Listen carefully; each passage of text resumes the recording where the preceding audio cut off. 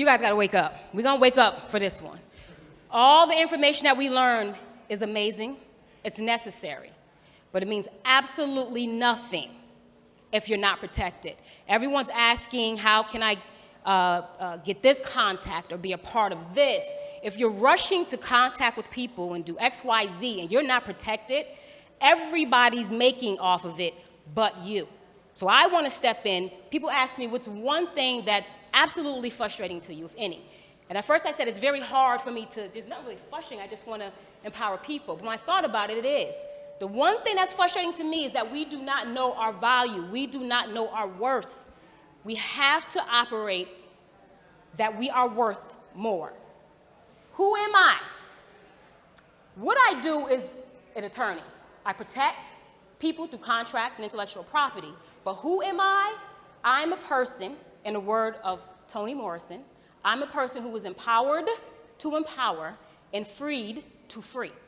And so that's what I use all of my platforms that I've earned and that I have been given to do. My law firm, I am the principal attorney, the owner, and the founder of E.O. Kelly Sports, Entertainment, and Business Law Firm. I protect athletes, I protect entertainers, film producers, authors. I have a plethora of people. You could visit my website, which you have the information on there to see some of the clienteles that I have.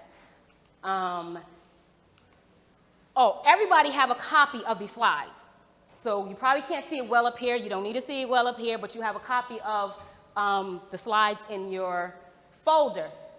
One of the reasons I decided to open up my own firm is because when I talked to 3 different firms, I realized that the vision and mission that I have may not align well with big law firms. To sum it up, you have it in there. To sum it up, I really wanted to focus on using legal services to empower my culture and community. I am a former professional athlete. I ran for Nike, and there was a lot of things that I experienced on the business side. And the last panel touched on that word, business. I don't care if you're in entertainment, you're in sports, you're in a business, and you are a business owner. If you're in a business, you're a business owner. And so I realized some of the things that I went through that I want to come back on this side to make sure people are empowered and people are actually protected.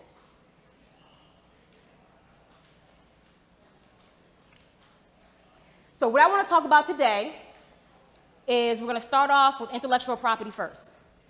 And when we talk about intellectual property, these 3 areas, a lot of people get mixed up. I hear a lot of people use them interchangeably, and they're not. I hear a lot of people say, you know, I want to patent my logo, I want to trademark my I don't know, screenplay, whatever. But let me just give you the difference between them.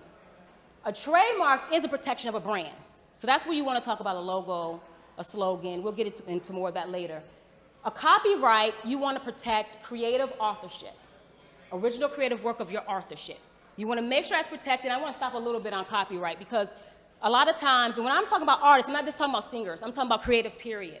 A lot of times when we talk about photography, when we're talking about, what else, screenplays, people don't think about copyrighting these things. And they're sharing them. They're sending them to production companies and having people look at things, and then they're looking like, whoa, that was mine and it's stolen. So copyright is very important. And again, patent, which I do not deal with, I don't touch, and I've heard a lot of attorneys say, yeah, I do patent. I'm going to empower you right now. Be very careful. They say they do it. Really vet them. Patent is a very special skill. Sometimes people tell you to do stuff just to make money. So what do these artists both have in common? One, they both realize that they are a business. 2, they realize that there is way more money to be made outside of the music. And that's why they pay attention to copyright protection, trademarking. Beyonce wanted to help trademark Blue Ivy name, got kicked out. But I think Rumi and Sir is going to pass. But they realize how important those things are. It may have taken them a long time and whatever they've been through with record labels, but they get it now. You guys don't have to go through that. When you have people out here empowering you and telling you, it's what you do with the information that counts. So I want you to realize what those 2 realize as well. As far as copyright, so I hear people mix this up as well. You have a copyright. When you take your idea, your song or your script, and you put it on paper, that's a copyright. You have a copyright. You just don't have all the full protection. You want federal protection. But stop saying that I have to copyright my work when it's tangible, when it's recorded, when it's written. It is copyrighted already, but you want to get federal protection. These are the type of works, or these are the type of things that you can stop other people from doing. Reproducing your work, which we're going to talk about later, because not only can you stop other people from doing that to you, a lot of times I'm finding artists doing that to other people. Especially when we talk about sampling. I got a lot of people out of trouble for sampling stuff, and they thought it was okay. But I'm going to talk about that, and I really want my singing artists, my writers, all you guys to really get that one. All right, so the additional benefits, and if I'm going to skip through some of this, I only have 45 minutes. You have the information. That's why I gave it to you to go home and dissect it. So I'm going to kind of, move at a pace so I can at least cover everything that's on here. You can go home and delve into it. The additional protection I was talking about when you register your copyright is you will be allowed to bring an action, infringement action, to federal court. If you do not register your work, you cannot go to federal court. If someone infringes on your work, you cannot go to federal court and file a suit against them. What you can do, if someone infringes on your work and you find out, you can go later file it and then file a suit, but you have lost some type of benefits that you have if you would have did it first. You have access to legal remedies, and that's the reason why you're suing somebody, right? You have access to legal remedies. Attorney fees is one of them. If you do not register your work and it's federally protected, you cannot get attorney fees, so you are paying for your court cost out of your pockets. You can get statutory damages. If you don't register your trademark, usually you only get actual damages, which is you will only get paid the actual benefit someone had for using your work, and you have to prove that. But if you register your trademark, you get statutory damages. That's the law just saying, I'm gonna slap you on your hand for infringing, and this is what you're gonna actually pay. And it's $750,000 to $30,000 per infringement. So say if somebody copyrighted your work and they just had it streaming and streaming, it's every time it's streamed, so you can make millions off of that, of course. So you want to definitely federally copyright because of that. Of course, you can collect compulsory license royalties. And if you go to court and you in this copyrighted work, the court is automatically going to give you the presumption. The court's automatically going to say you have the right. This is your work. The other people have to prove that it's not. So you sit back. That means you're saving also on attorney fees. You sit back. They have to disprove. You have to do nothing. But if you do not register and you're in state court, not federal, and you're at court, you have to prove it. If you're at federal court and you register it after someone infringes on your work, remember I told you about if you do it after? If you register after, the judge is going to say, I don't know if this is yours. You still have to prove it.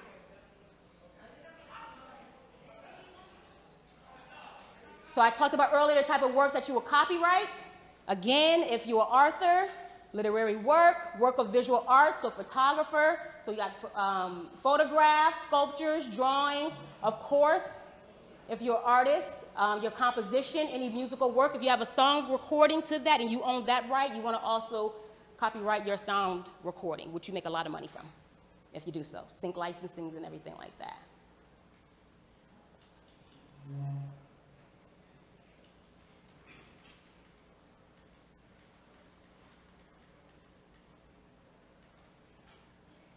All right, this is very important. So we're talking about copyrighted work. Remember I mentioned earlier that you can stop people from infringing on your work, but I deal with a lot of people who infringe on other people's work, and this is one of the things they talk about. And be honest, if as an artist you ever said that, well, that's got to be fair use.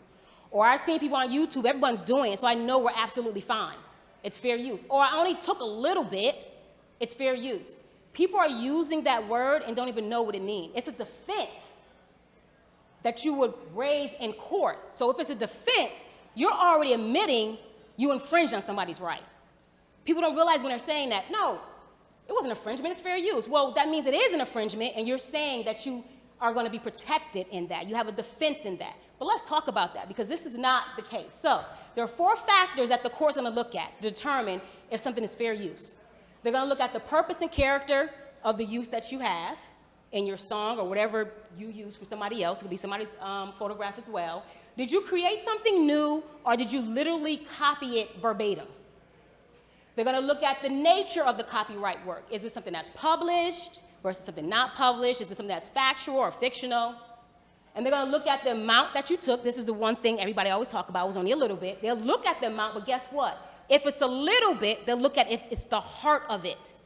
It could be a little bit, but that could be the best expression of whatever you took. And then lastly, they'll look at the potential market. Can you affect the person, work that you took? Will you prohibit them in any way from making money? So, real quick, I'm not just a lecturer, I engage you because I want to make sure you are learning something. So if you have this microphone, tell me, somebody, what I would trademark and what I would possibly copyright. Oh, they need the microphone? Good, now you can just look at it. Oh, can you hear me? Go ahead.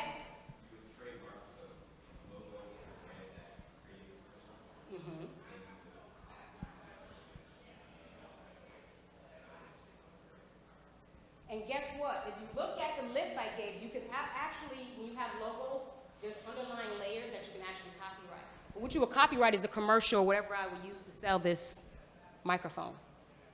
Yes. Yes. And of course, some could be patent, but we're not talking about that, right? We're talking about that. Okay, so one more question. Give me one of the 4 elements of fair use.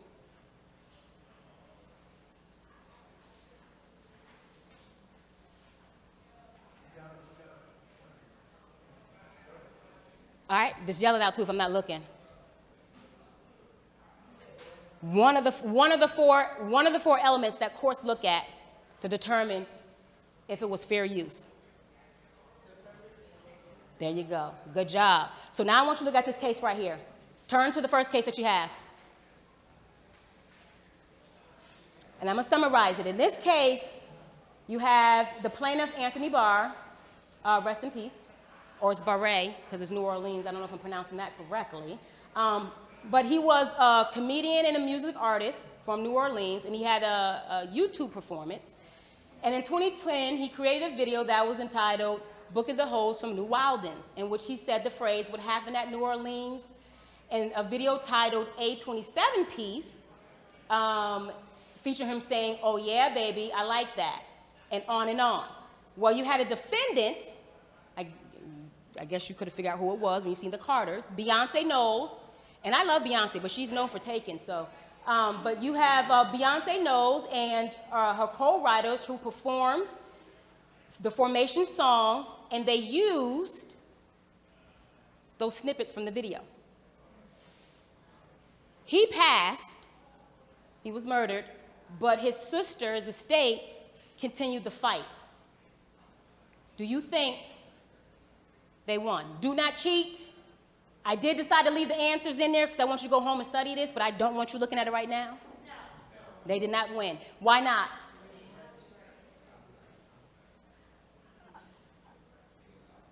Where you see that at?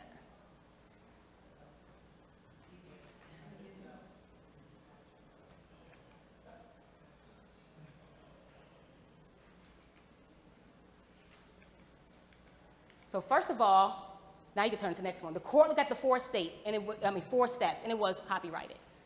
He was smart. They looked at the 4 steps, and they looked at the first factor and said, well, in the first factor, purpose and character, this weighs against fair use. That means you're not going to prevail in it. It weighs against it because Beyonce didn't add something new to it, literally took it verbatim. The second factor, the court said, well, could possibly weigh against it, which they stood on, it did, because that particular, the plaintiff's work was considered creative work. Remember I told you, is it factual, fictional? It was creative. It was something that that person put together and made up. The third factor, the court said here, weighed in the favor of the plaintiff, which means it weighed against fair use, even assuming that the amount of the plaintiff's copyrighted work is qualitatively small. Here it is. The courts find that the plaintiff have plausibly alleged that the portion used was qualitatively significant.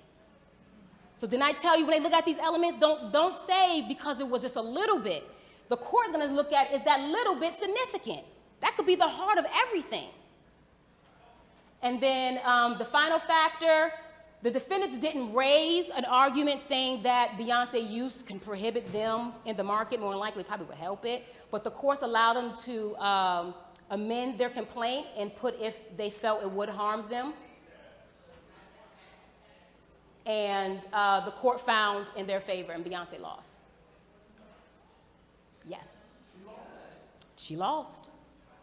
She lost. A few other ones too, but yeah, she lost. But let me tell you the difference between someone like her and other people infringing. They got deep pockets. And a lot of times they account for stuff like that.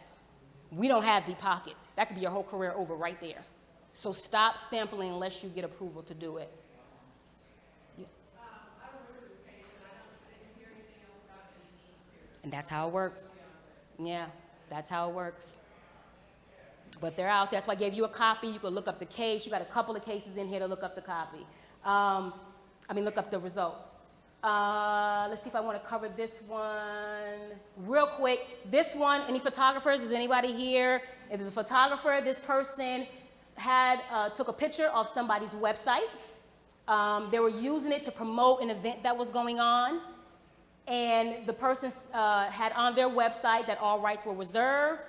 And the other person said, well, I wasn't selling this. I was just taking it to promote an event. Do you think that person won or lost? Good job. You're starting to get it. They lost. The court, again, weighed all the four factors, and you can look at those four factors why. But one of the ones I want to point out is the third factor, where he said, well, you know, the substantiality of it, how much I use. I'm going to keep pointing it out because, again, that's what I hear all the time. The court said that what you used was roughly half the photograph, removing only the negative space. But you kept most of the expressive features. So the most expressive features is what you kept. So it's going to count against you. All right, another famous person. I want you to take the time real quick and skim through this on your own. And then answer to me. I'm making you do that so you can exercise your eyes so we won't get tired.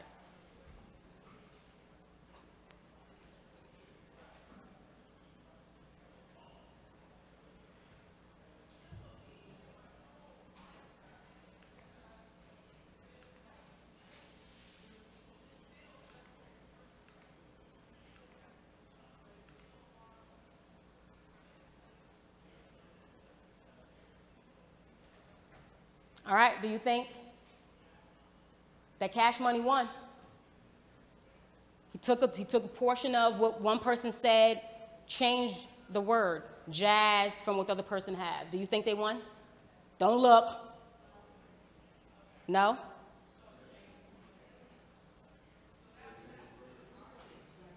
They changed. Someone called out for me, so I have to go all the way back. It was like jazz. Yeah, jazz the best versus what the other person said. And so, right, and so they changed it. No, they changed it to the jazz, but the original person had something else is the best. They used everything else the same, but changed that. Do you think they won or lost? They lost? You said they won? Why?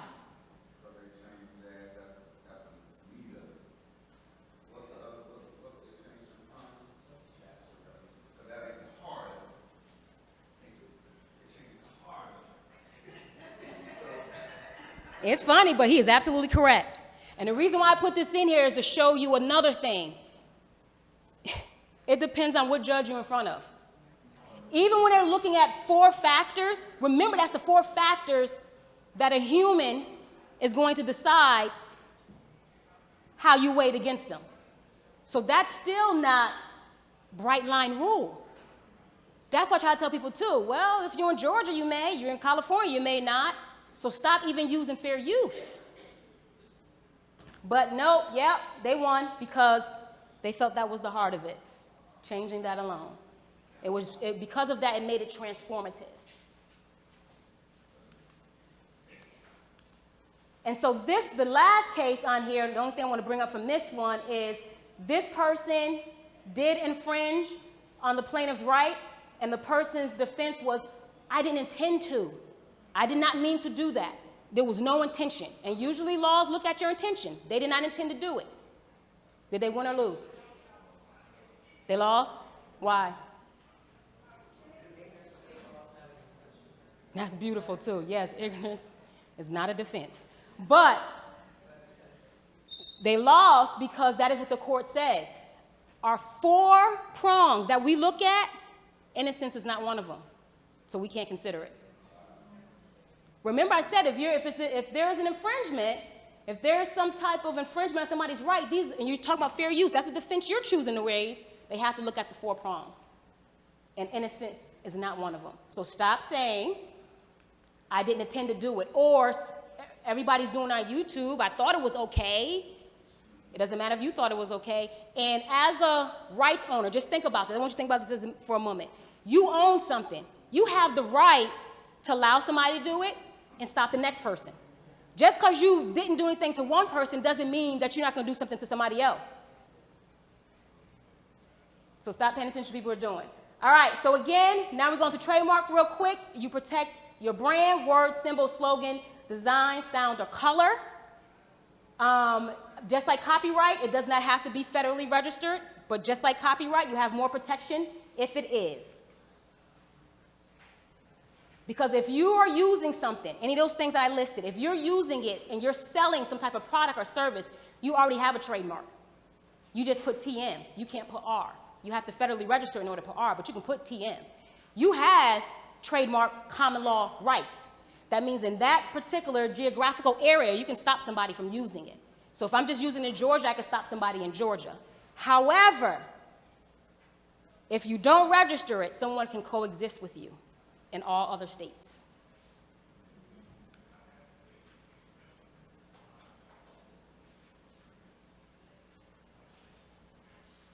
That's why I talk about on the next page, why registering your trademark or service mark. We use trademark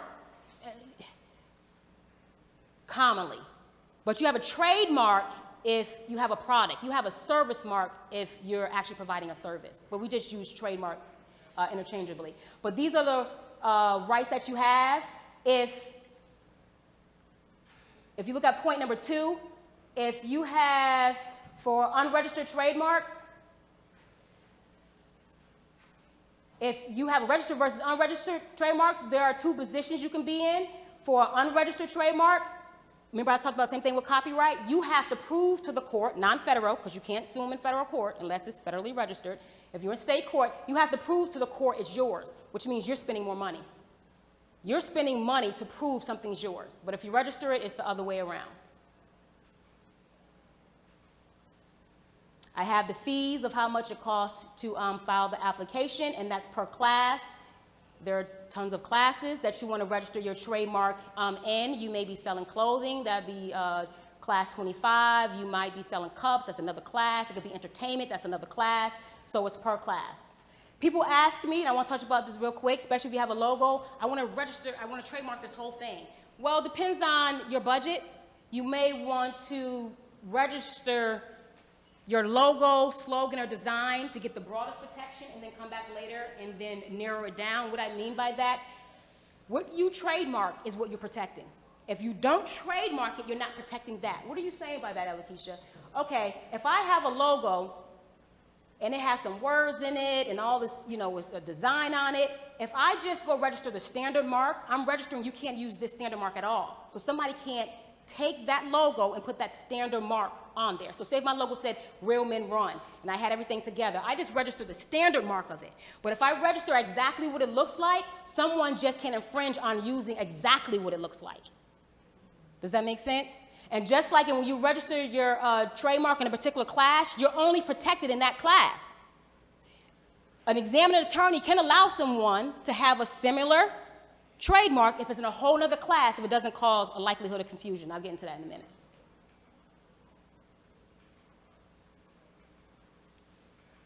You want to make sure that your trademark is legally protectable.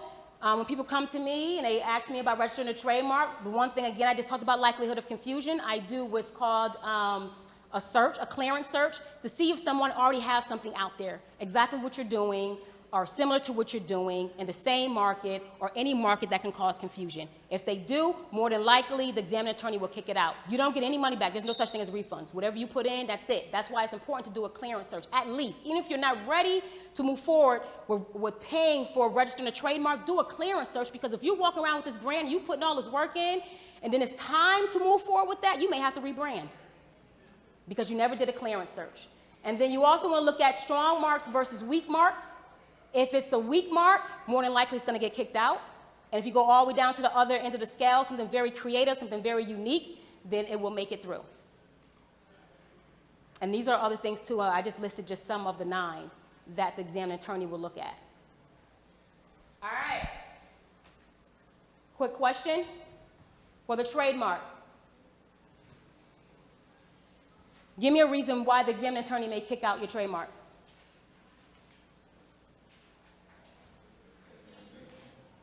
Beautiful. That's the one I want to stick. Likelihood of confusion. That's number 1 reason why they kick it out. They have a list of them. That's always number 1, because nobody does the clearance search, and there's somebody out there existing. I had somebody came to me with Oasis, and there was already Oasis water, but then there was also in the beverage industry. So you have to do a clearance search. All right, so this one right here, this is an important one, so I'm going to summarize it real quick. I got time to summarize this one? This one real quick. Happened here in Georgia. You have a tattoo parlor called Inkaholics. You have another tattoo parlor called Inkaholics. The difference is K and C. The plaintiff, Inkaholics with the C, wanted to stop defendants, Inkaholics with the K, from operating because you're causing a likelihood of confusion here in Georgia. Do you think they won? You do?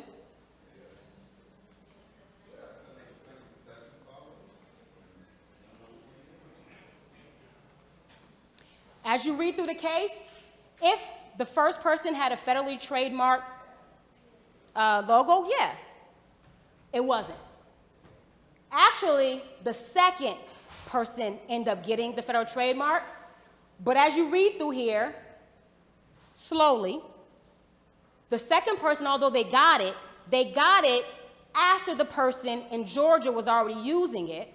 So the courts allowed them to coexist in Georgia. You both can coexist in Georgia, but all the states, Georgia, you're not recognized. So they were allowed to coexist only because the second one did register that trademark. And they didn't do their clearance search, so now they have to coexist.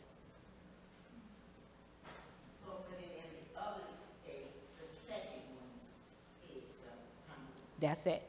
They're dominant. And the lower court tried not to give them that, but the upper court overturned it and said, no, you're protecting the other ones, but here you have to coexist. You did your clearance search. So sorry, they're all confused. So I have a question in reference to that. I know we have an organization called Books and Basketball, and there are other organizations that I've seen with that same name, and they pretty much do something similar to what we do. We did create a logo for Books and Basketball, which is in the Washington metropolitan area. So you're saying that we can or can't have right, because we have to right. So it depends. Is Books and Basketball part of your logo?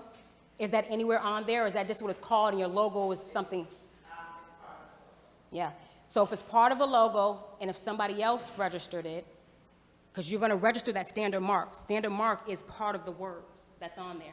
They will see if somebody else exists, same or similar in the same industry. If they did not register it and you go register it, you may or may not have to coexist where they're at. Okay, so what about there now? Because there's none I did check, I did do a search, there's none in that area, but I just know that I've seen it. I guess it's actually, I believe, one that's here and one that's in like New York. So that means they'll be fine there. So say if you, for some reason, examining attorney says you're good and you pass. When you look at New York, Texas, California, if it was all there, you just got a federally trademarked logo that can coexist in all those other states with somebody else. Mm-hmm. So the question is, do you want to coexist with them? Secondly, it depends on what type of claim they probably try to raise in their state. They can't stop you, but it may be something else that they try to raise. Hot girl summer, or not. Where do you think I'm going with this one? Any guesses? Without peeking, where do you think I'm going with this one?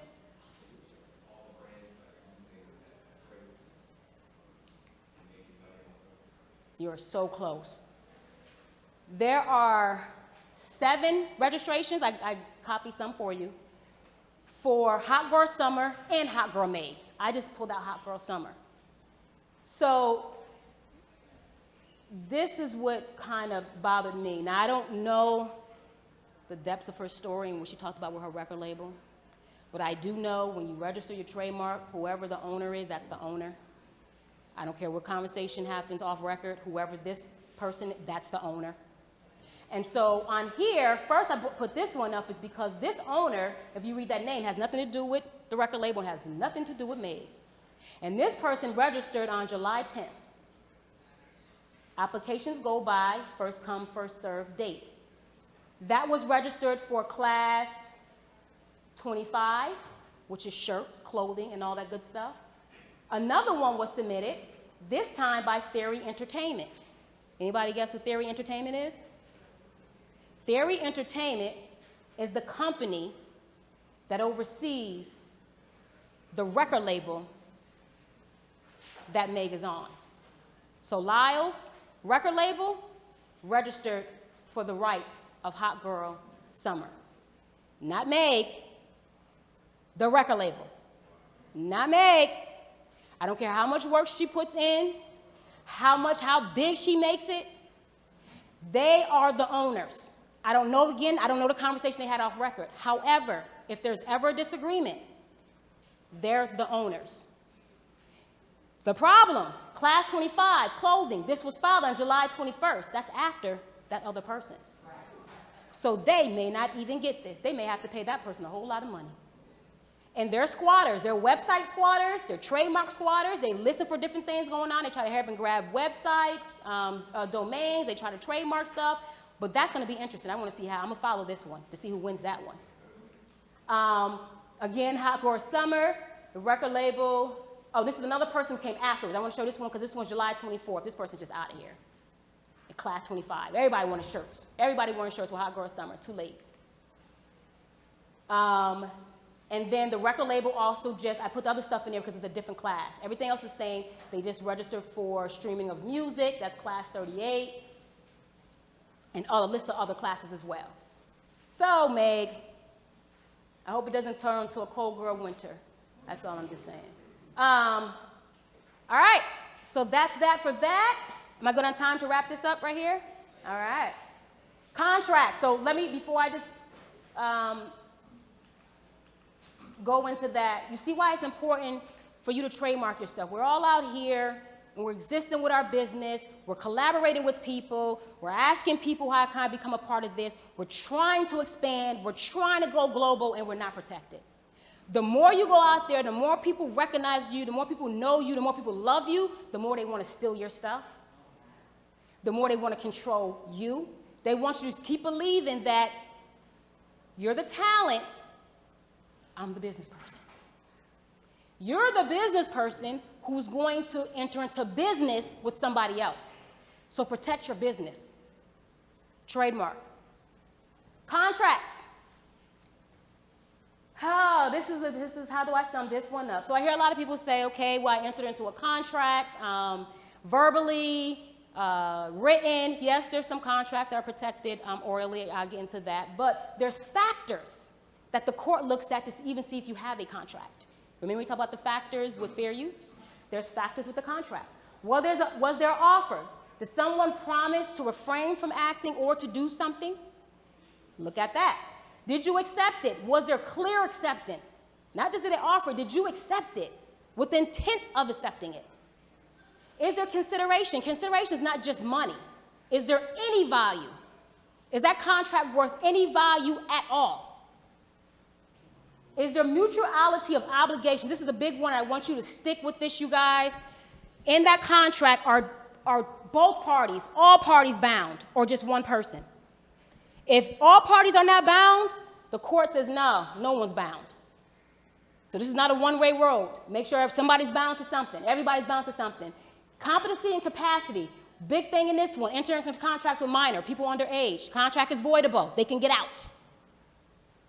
And I mentioned before the writing requirement. Yes, if someone orally agreed to do something, then it may be a contract. However, if the contract will take a year to complete, it has to be in writing. If it's marriage and all the other things I listed, if you're selling land, if it's over $500, it has to be in writing. So stop using that oral. If it's orally, then we're fine. Now make sure it's not under one of those lists. And then lastly, I want you to pay attention to this. These are ways that I've got people out of contracts or in contracts. So I'm giving you some nuggets. So even when the technical issues are missing, there's something that's called promissory estoppel that says, no, well, the person that made the offer intended for this person to rely on it, and this person absolutely relied on it. And if you don't uphold it, then there will be injustice. That's it in a nutshell. And then the last thing is implied contracts from all the facts around you, everything that happened, or because of law, it implied that there was a contract. With that said, I want you to use that knowledge for this next case. Turn it to Desney Wilder. Don't cheat. Look at that case and did he win?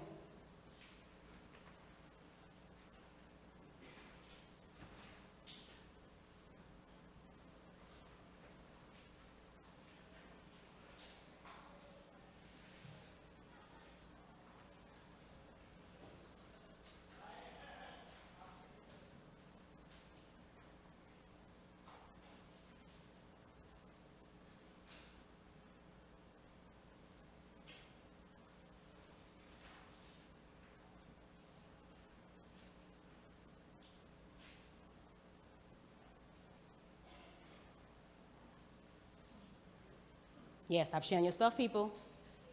Stop sharing your stuff. You felt he won? Why?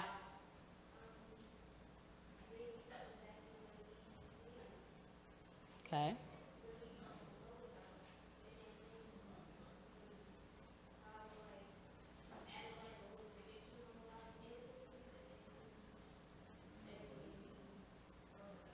Okay.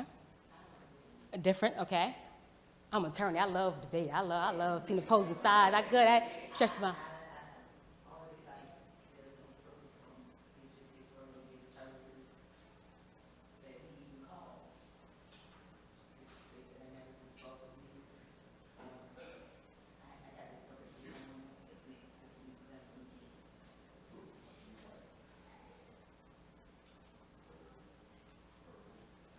He won.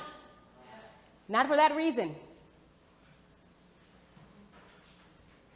Didn't sue for copyright infringements, federal court, ain't happened. Obviously, he didn't federally copyright it. But he won off under contract law. So this is the beauty for us attorneys. We always try to find exceptions. Sometimes it may not work one way and we look around somewhere else. And the courts considered, when he had that conversation, remember he told her, I'm giving this to you. First of all, I'm a shorthand. Write it. I'm going to give that to you, and I'm going to read it to you, and then you could take from whatever I'm reading to you from there. But he said one thing. If you use this story, I intend to get paid. That's a contract. Implied contract from the facts. So the technicalities was missing of a contract, but it was implied looking at all the facts surrounding it. All right, with that said, you're going to have the last case to look over. I want you with the information that I gave you. I want you to decipher this. I gave this to you because I want you to go home now and you're going to go backwards and you're going to really take your time to look at this stuff. Because people in this room, and you were meant to be here right now, you're not going to mention anything about trademark infringements or not protecting yourself trademark-wise, copyright infringements or not protecting yourself copyright-wise, because I gave you enough nuggets, enough seeds to water and flourish. You're going to get it, and you're going to get better and better with business. This is where you make your money. The talent, the gift, the product, the service, great. Mwah, beautiful. That's short money, long money, ownership. I got 3 gifts to give away. What question should I ask? First of all, I'm going to start off with DC. Pick a color. Red. Red? Come get it. Woo!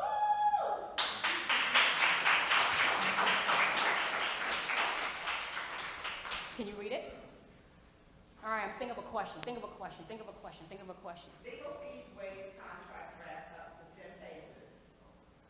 Legal fee waived. So I will draft a contract for you up to 10 pages, and all legal fees are waived. Oh, wow. Give me a question. Any question? A question? What does ESEB law firm stand for? You gotta be quick with the hands, because I feel somebody's gonna look. They're gonna look, they're gonna look. So I'm trying to pay attention. Look at the hands, Rihanna. ESEB, E-S-E-B. Is that kind of biased though? This is my client.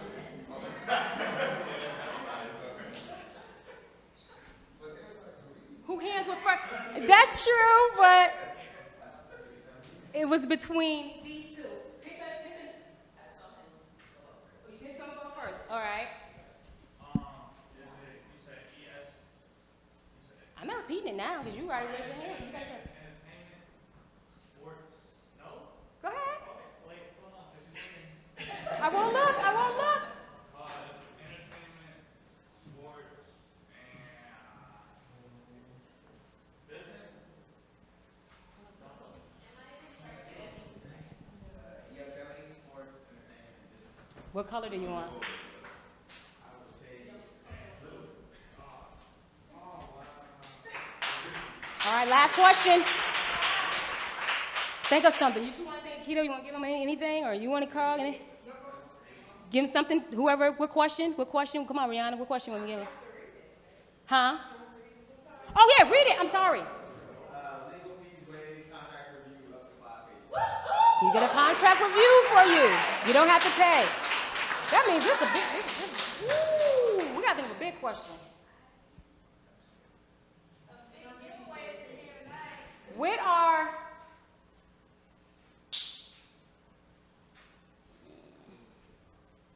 I don't know, what question? Why is it important to trademark and copyright your property?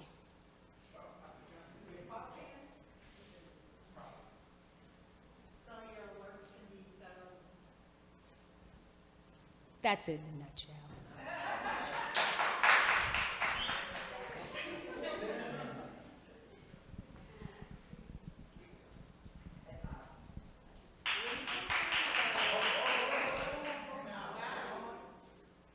Legal fee waived, one logo, non-transferable, ESEB, trademark ID code. So that's the code. Usually you guys got a code in there you have to give me. Yours is the only one non-transferable. The other two, if you feel somebody else is more beneficial, you can transfer. Yours can't. What she has is all legal fee waived for trademark registration. You only have to pay their fees. You just pay whatever their fees are, but I will register your trademark with no legal fees at all. But you cannot transfer it. Only you can use it, and you see your expiration date on there. That's it. Unless I am going to have questions. Oh, questions? Yeah, to the time. See, I was trying to speed up so quick that I went ahead of my time. I'm so. Okay. Oh, he said one time, so I am good on time. Go ahead. Ellakisha, so as a recording artist, let's say I want to release a single, right? Yes. What's the process of copyrighting that single? What are the usual fees? Do I have to also copyright the lyrics if it has lyrics to the song? Or when I register my single as it is,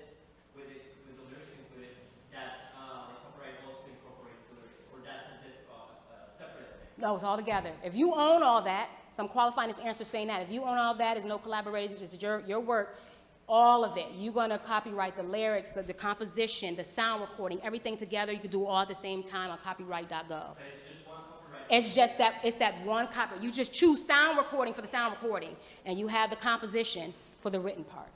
Okay. And what's the process? Where do I go to copyright this material? And what's usually the cost of copywriting, let's say, just one song? Okay, so you go to copyright.gov, and the cost starts at $35. This depends on everything that you're adding. They'll tell you the cost at the end, but it starts there. But you go to copyright.gov, and it'll give you, remember how I showed earlier in the slides, literary work and all these different things? It's gonna show you that same stuff, and you're gonna read carefully, and it's gonna tell you what area your stuff will fall under. And you make sure you follow, all the information, all the instructions to the T, because if you mess it up, you don't have that protection.